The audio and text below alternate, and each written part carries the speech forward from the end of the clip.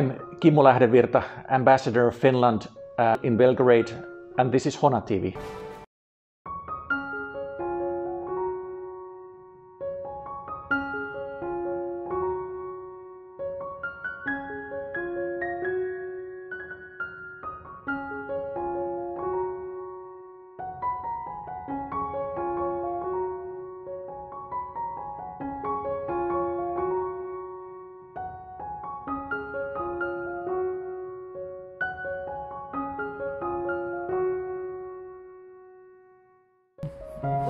Hello.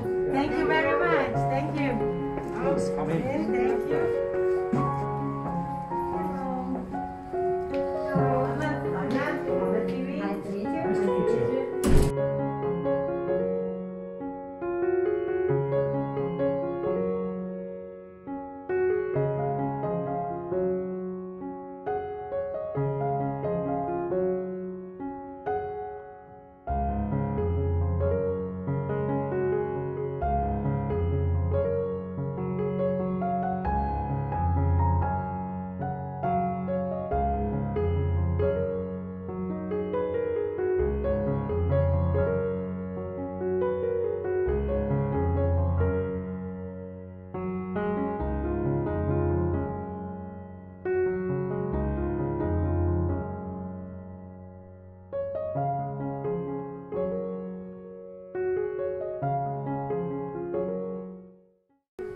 You don't know, Christmas is a Christian holiday, but we are pagans.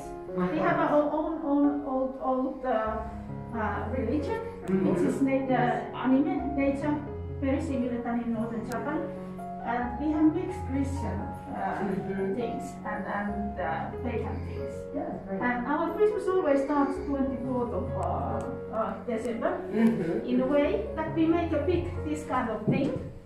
And we put it out for the birds. That's why For the bird. for the birds, because we think that the birds are our ancestors. We don't have heaven, we don't have hell, we don't have Satan, we don't have God. We have only this. That's traveling soul. Everything happens in this way. Yeah, On the earth. Horizontal way. 375 different kinds of spirits. And in like in other Scandinavian countries, in Sweden, Norway, they have these elves. Yes. We also put the sign to like elves, but we think that they are our ancestors. Really? And the boys have Very made some. interesting. They have it, yes. We have elves actually over there. We have every house have a house spirit. Yes. It's always a female spirit, and it's first female who have lit the light. And house Oh, was yes. building. We were watching that Yeah. as a story. Yeah. So we have. That's why we have this house. But it seems that we may have been here too long already, because when we made these, Okay. we were pointed by one of our Serbian friends that this looks like a Serbian guy actually. And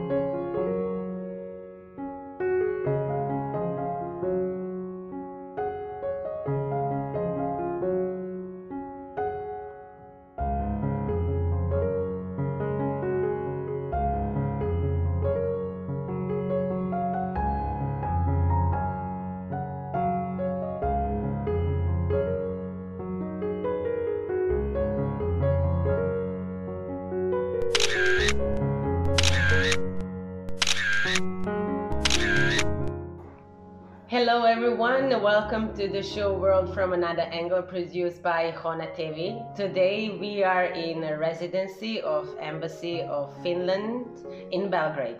Our guest and at the same time our host is His Excellency Ambassador of Finland to Belgrade, Kimmo. LAHDEVIRTA. It's okay? Yes. Thank you for being our guest in this show.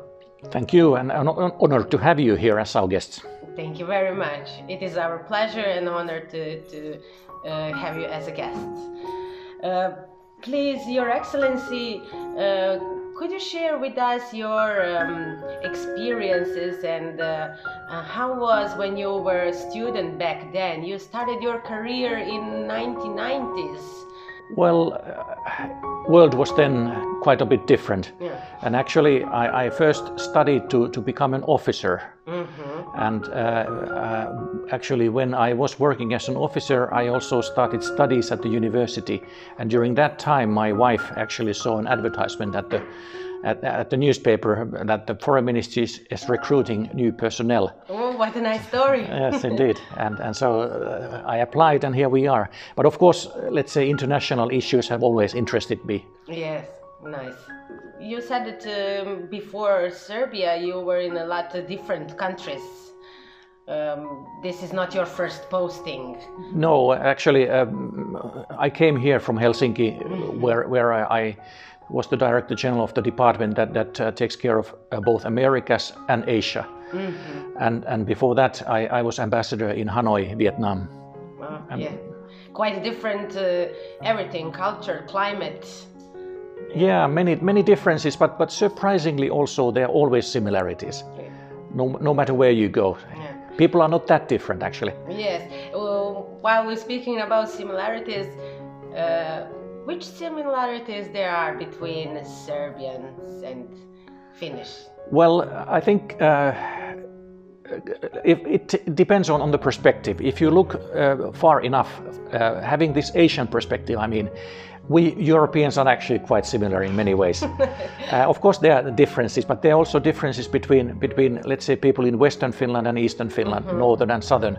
So it's more like that sort of small nuances than anything fundamental, I would say. Yes. But of course, I think people here are perhaps more lively and so. Is that maybe because of climate and now it will be dark? Yeah. Sun has set in Finland already, and then it will come back up sometime in February maybe. Yeah. So this is now the dark time of the year, and especially if there is no snow on the ground, it's really dark there. Yeah. And so maybe that has had some effect on Maybe. people. Yeah. Yes.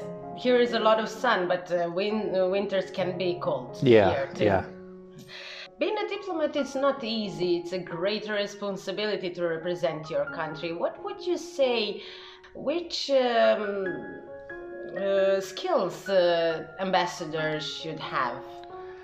I think, first of all, you need to have, let's say, sort of positive attitude towards learning new things, and also positive attitude towards people. I think it's important to be sort of outward looking and ready to engage with people, talk with them about different things. Of course, you need also knowledge about your own country and your host country and the issues that you are dealing with. So basically also, of course, politeness and that sort of classical diplomatic virtues are useful. How is important support of family? You in the beginning you said that you had actually that your wife saw the job interviews. So I suppose you think that the support of family is very important. It is actually very important, and it's also unfortunately one of the difficult issues in this profession, because people move from one country to another, and of course the diplomat is paid and he has his own work circles at the embassy and colleagues and so, but the spouse always has to sort of start anew. And there's no possibility really to have a career, or then you have to make the decision to stay home, and that's not very good either. So it can lead to many very difficult situations, and that's really something that has not been fully solved in Finland or in other countries either, I think. Yeah. So then what would be the secret of successful life? And well, I think it's something that you have to. You have to be in very good close terms with your spouse, and you have to share things. It's really living together and doing this work together, I would say. Yes. What are your impressions when they told you that you are coming to Belgrade? Is this your first time here? Well, actually, we applied. We wanted to come to Belgrade, nice. so we were very happy that this wish was granted. So that's the starting point.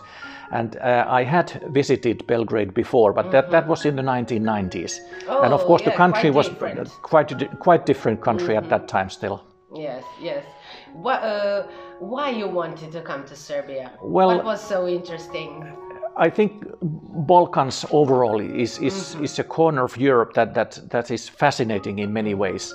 Of course, the recent history is very tragic also, and I have followed those issues in my previous postings and jobs.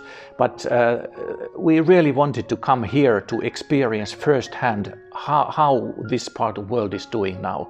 And of course, the EU enlargement process is something that interests greatly also in Finland, and we want to see Serbia and the other applicant countries in the EU.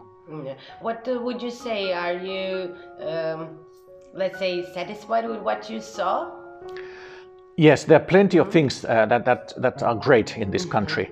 But then, of course, there are always issues that there would be room for improvement. And of course, it's unfortunate that the EU enlargement process has been very slow recently. And it looks like that this year there are not going to be any chapters open, for example. But we very much hope that next year would be better again. Yeah, we all hope, yes. In many ways, In many ways, yes, yes. You came to Serbia in the middle of last year. Yes, that's a very short period of time to get to know Serbia in the normal circumstances, let's say. Did you went quickly in all this situation and everything? Yeah, I think we were quite lucky to be able to start here already at the beginning of June 2019, I'm sorry. Yes. And that gave us time to really do things in the normal way, the whole summer and whole autumn. We had the EU presidency during the autumn, of course, and that was very good way to get to know people and also get to know different parts of Serbia, because we did quite a lot of traveling to different cities, for example. So, of course, many things changed then in March when the pandemic started. And that, of course, changed a lot also how we were able to do our things. But on the other hand, in the summer, for example, we stayed here during our summer holidays and we toured around Serbia the whole 3 weeks what we had holidays then. Yeah, so that was actually a very good opportunity to see the country. Of course. What did you like the most? Is it the north Serbia or more south with the mountains? Well, I think Western Serbia with the mountains is perhaps the favorite, but there are so many nice places. Vojvodina has wonderful places, Varsac with its mountain and things like that. Also the Danube Valley and Iron Gorge. And all the way to the south, there are so many interesting places and let's say old history, Roman history and other places like that, which interest me greatly. So it's really difficult to pick a favorite place because there are so many. Is there your favorite Serbian foods or drinks? Well, there's some very nice Serbian wines, for example, which I very much like. Of course, there's very good rakia, different types as well. And then some let's say classic foods like pleskavica, but also I recently learned to know a very traditional old dish made of young sheep's liver. That was very delicious, I have to say. I usually don't like liver, but this was different. Yes. Is it similar our kitchen? Not really. No, I think it's quite different in many ways. If we wanted to see how quickly Serbia goes with smart solutions and everything, Finland is the 5th country in the world with smart solution, and maybe the country that went most further and forefront in humanitarian and environmental initiatives. I want to emphasize that your Prime Minister, Sanna, pointed out that Finland is among the most sustainable economies and the happiest country in the world. So, and that you're doing well because society is highly equal.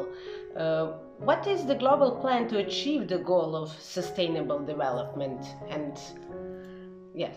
Yeah, well, it's a very, let's say, multi-dimensional question, but yes.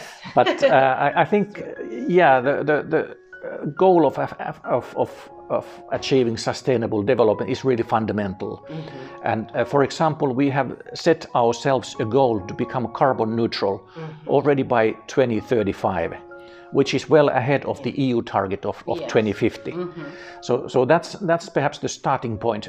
But to achieve that is many kinds of things are required, and smart solutions, energy efficiency, and use of, for example, artificial intelligence, mm-hmm. and many things like that are I think needed because we both need. Sort of the fundamental change in attitudes of how people behave and how they see things, but also we need new technologies. We need the combination of that. And you mentioned Finland being the happiest nation. Yeah, well, we were selected the third time that actually this year. And that's something that actually astonishes us also a little bit. Yes. We are not quite sure why that is so, but I think people are perhaps content to what they have, and a great deal of that is because there's a great trust between people first of all, mm-hmm. and also people have great trust towards the institutions mm-hmm. of the state and local municipalities and things like that. It's very important. It is, yeah, and for example, even if Finns pay a lot of taxes, the mm-hmm. taxation is quite high there, mm-hmm. But usually they are quite happy with what they get in receipt. Mm-hmm. For example, education is quite good, healthcare is quite good, social security, safety net is quite good, and people trust in courts, they trust in police, they trust in the administration. Yeah. So I think people feel themselves safe, I would say, and content to what they have mostly. Yes, that's the secret of happiness. Well, yeah, yes. yeah. You said that, of course, it is the quite wide range where to start with the smart solution. What would you say when and with what Finland starts? Or, well, let's say with what Serbia should start on that way? Well, I think in many ways the education is key. Yes. to other things. So high quality education is something that needs to be there first, and that's also I think important both for equality, but also to make the country competitive, because then you get a big enough talent pool from which you can then pick those let's say special talents and skills that are needed to take forward new innovations mm-hmm. and be it whatever field. So that's one thing, and then of course I think in Finland we have invested quite a lot in research and development. Both companies do, and then the government helps there. So the level of investment in new technologies is quite high, and also I think Finns are perhaps more an engineer nation mm-hmm. than a sales nation. We are better at developing things than selling them, unfortunately. Yeah.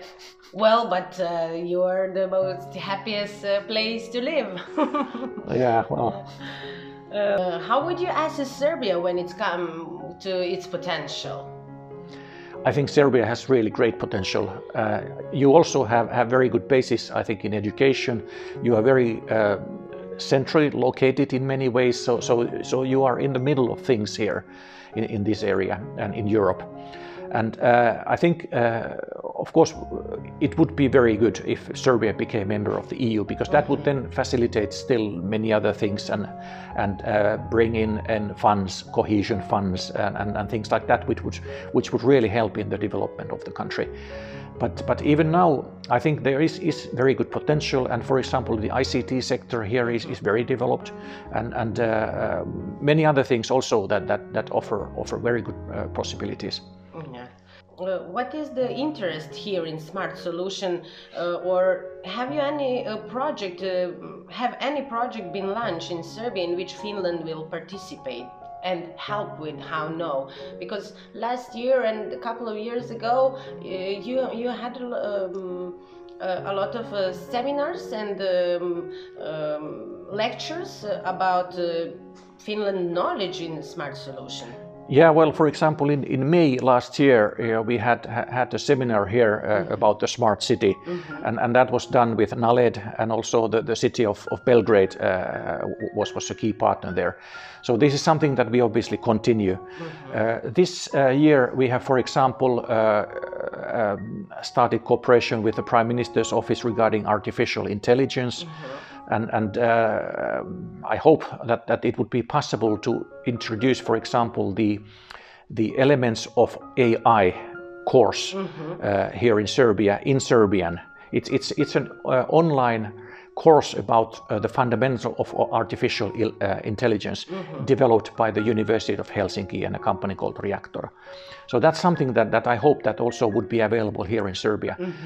That kind of things, but also we obviously do things together with our other Nordic countries.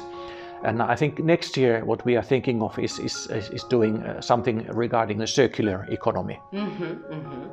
Yes, that's very interesting. I think that I read the article about that, but I think I read something about the recycling the old clothes and then make something new. That one of the ways of circle economies that I think last year started there. Or something. Yeah. I think actually it's quite interesting what can be made of old materials, yes. like you say, clothes, for example. We have designers who do entire costumes of used materials like that. But then there's also, of course, possibilities to use the materials in other ways.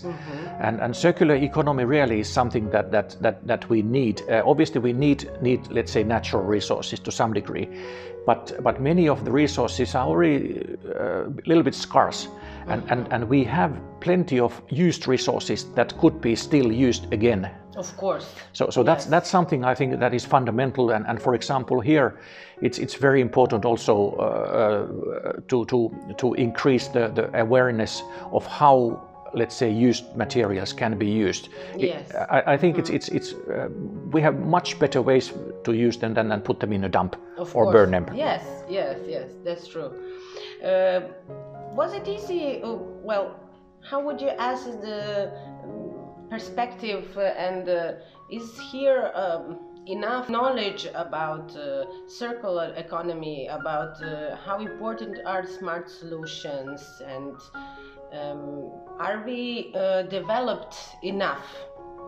Or there should be a lot more education in younger generation to just have to know that how it's important. I think there is knowledge, certainly, but I think it's also true that the knowledge needs to be more spread around to basically all circles of life and to different groups of people all over the country.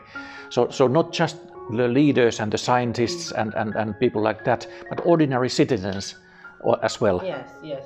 That's what I wanted to say. Yeah. So we all have to be aware of how it's important for our future. Indeed, yeah. Was it easy for you to get used to our mentality and culture? Well, I would say that yes. Of course, there are always maybe some differences how people react and how they see things. But as I said at the beginning, overall, we are not that different. Although we are in the northeastern corner of Europe, and you are in the southeastern corner of Europe. But and there is some distance, but it's not that different really. I think. Yeah. So it was easy. Yeah. Fairly easy, I would say. How is important? How much is important the culture of the nation? Well, culture really is a fundamental thing for people, and that's something that of course we also try to promote here. Although the embassy funds are very limited, but we do things. For example, we have a film week here in Belgrade since already 2010. And that was in 2016 also spread to Podgorica and Skopje, which are also countries that I cover here from Belgrade. And this is something that we will continue next year when hopefully we have an easier situation again. We also participate, for example, the EU film festivals and documentary film festivals.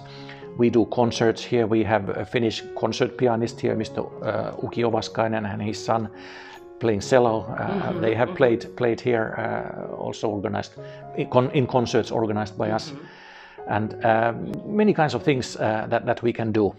Embassy of Finland was always very active in a lot of different projects, but there is also a Serbian-Finland society. Is it also active, and does they show Finland culture and make those kind of events? Yes, indeed. Yeah, we have a society called Seura, which is the Serbian-Finnish society, and they are very active doing things. I think perhaps the sort of biggest activity is teaching of Finnish language here in Serbia, and they both have their own school to teach it, but they also the members teach it at the philological high school and then the medical high school.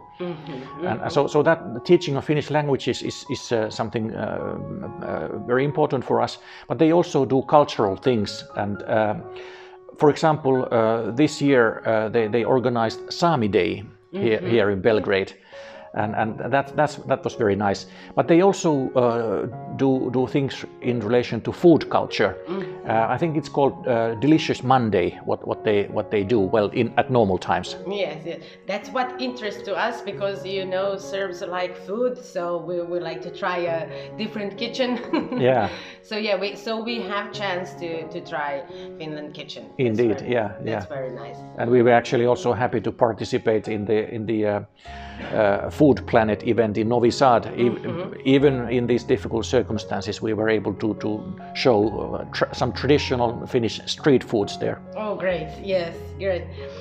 Are there some cultural exchange programs supported by Embassy of Finland in Belgrade and also Embassy of Belgrade in Finland?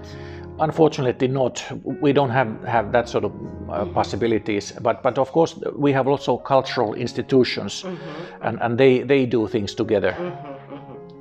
So if some organization or some person or student would like to go to Finland, they can connect with the cultural institution and maybe get some help to... Certainly, yeah. And I think it's usually so that if Serbian artists or other want to go to Finland, they need to apply for Serbian funds, and Finns would do the same for Finnish funds.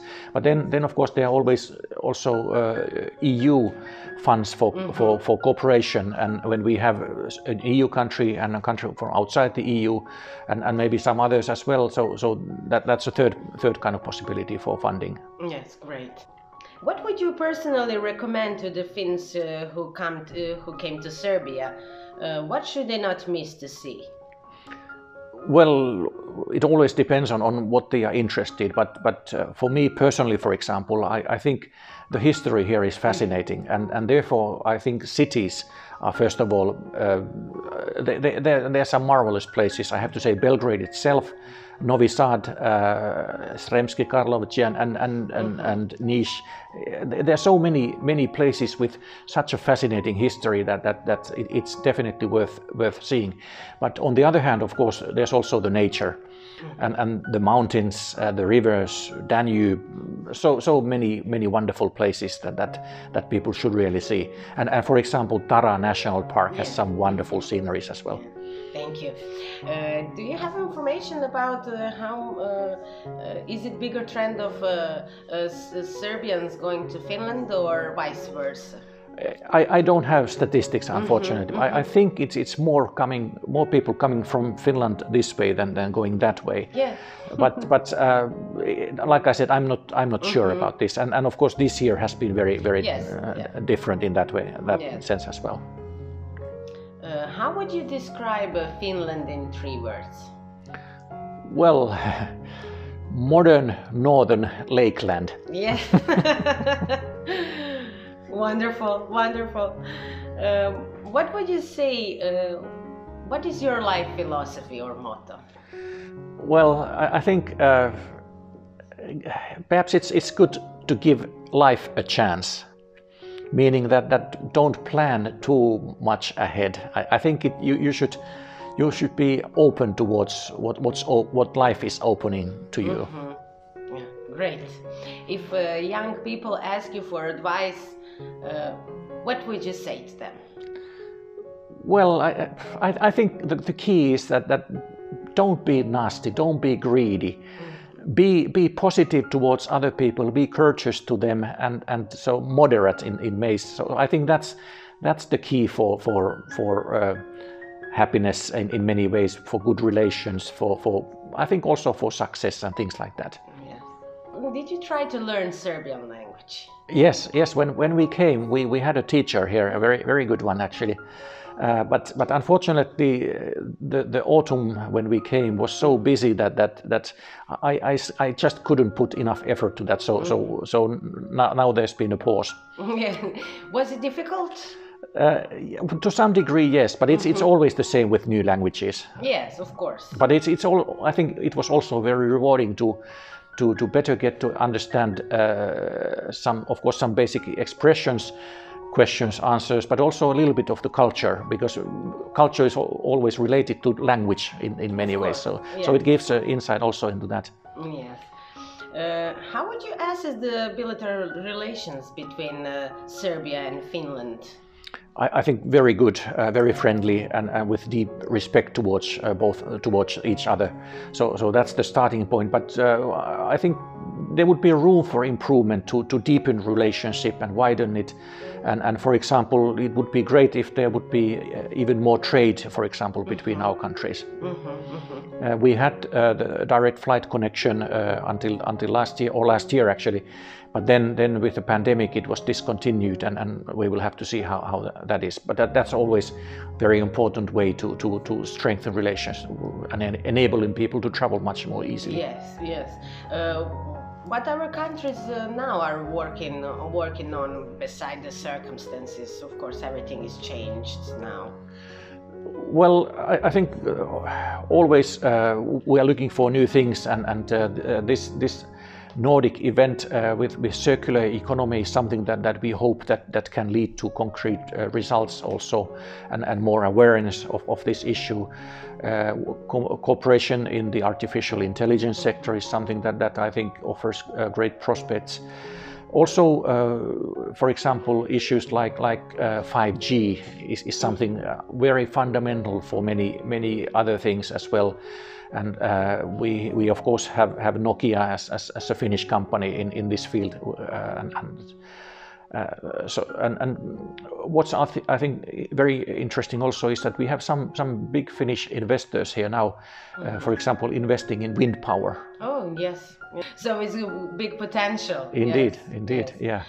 Yeah. For the end of the show, the question: if the fate of whole world is in your hands in this moment, what would the world look like from your angle?